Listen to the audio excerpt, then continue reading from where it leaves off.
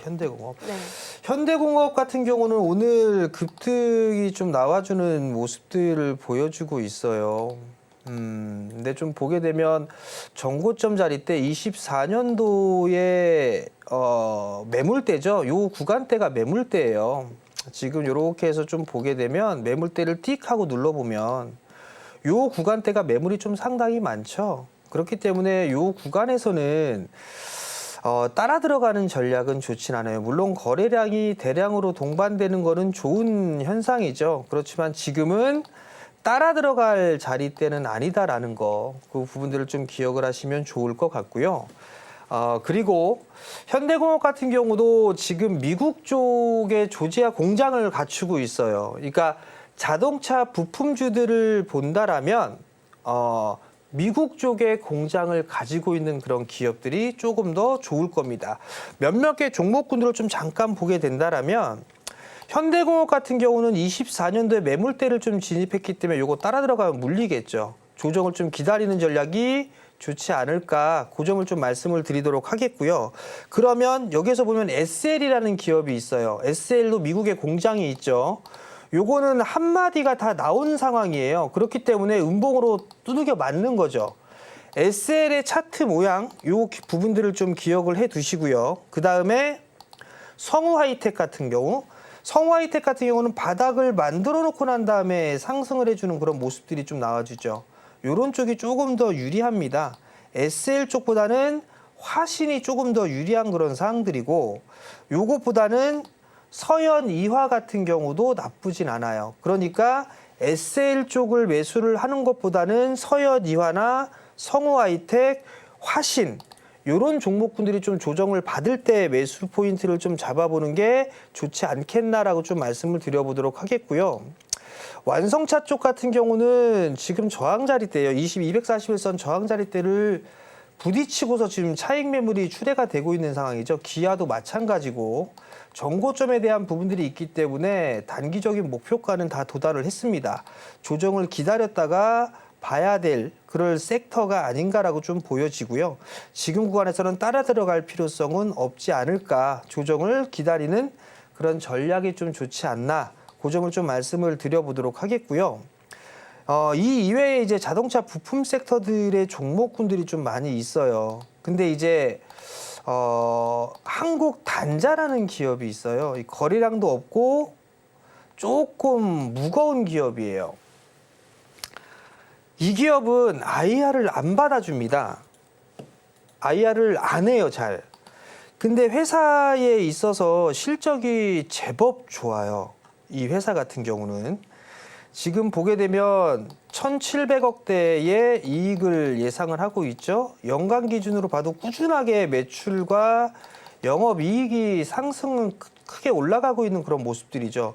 주당 자산 가치가 13만 원입니다. 배당도 조금씩 나와주고 있죠. 요거는 흐름들이 없는 상황이잖아요. 그렇기 때문에 만약에 좀 느긋하게 보겠다라고 하게 된다라면 한국 단자 같은 기업도 괜찮을 것 같아요. 월봉상에서도 지금 정배열권역에서 이격을 좁혀주고 있으니까 괜찮지 않을까, 그 점 좀 말씀을 드려보도록 하겠고요. 그 이에 뭐 탄력적인 거는 제가 말씀드린 그대로예요. 성우하이텍이나 뭐 화신, 그 다음에 서현 이화 뭐 이런 종목군들이고, 아니라면 나는 좀 자율주행 쪽하고 엮여서 좀 보고 싶다라고 하게 되면 현대 오토웨버까지도 좀 볼 수가 있을 것 같아요. 현대 오토웨버 같은 경우도 지금 바닥을 만들어가는 그런 과정들이죠. 테슬라가 자율주행에 대한 모멘텀, 이 부분들까지 올랐던 그런 사항들이잖아요. 그러면 자율주행 쪽에 이슈가 있는 그런 종목이라면 현대 오토웨버도 나쁘진 않다. 지수가 조금 출렁거림이 좀 나올 수가 있어 보입니다. 조정을 받을 수도 있는 그런 사항들이니까 추격 매수는 하지 말고 조정을 받을 때 그때 좀 매수를 해보는 그런 전략을 좀 말씀을 드리도록 하겠습니다. 네, 그러면 현대차 그룹이랑 이 자동차 부품주 중에서 더 매력적인 쪽을 고른다면 전문가님은 어디를 손을 들어주시겠어요? 글쎄요. 뭐 지금 구간에서는 다 싸니까 우선 현대 계열 쪽 같은 경우도 수혜를 좀 받을 수도 있다라고 보여지거든요. 네.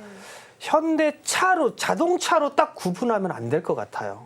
왜냐하면 현대 쪽에서 30조 원이 넘는 투자를 하기로 했는데 이게 모두 다 자동차 쪽으로 하겠다라는 부분들은 아닙니다. 예를 들어서 현대제철도 수혜를 받을 수가 있어요. 철강 쪽 같은 경우도 제철소 만든다고 했잖아요. 그러면 현대제철 같은 경우도 흐름들이 나올 수가 있겠죠. 근데 결국은 이게 차익 매물이 계속 출회가 되는 그런 사항들이에요. 물론 저평가되어 있고 한 부분들은 맞아요. 근데 지금 시장 상황 자체가 조금 출렁거리고 단기적인 플레이로만 나와주고 있는 그런 상황들이거든요. 넥스트레이드가 이제 시작이 되면서 거래 대금이 계속 줄어들고 있어요. 이거 왜 만들었는지 모르겠는데 거래 대금이 줄어들면서 좋을 게 한 개도 없거든요.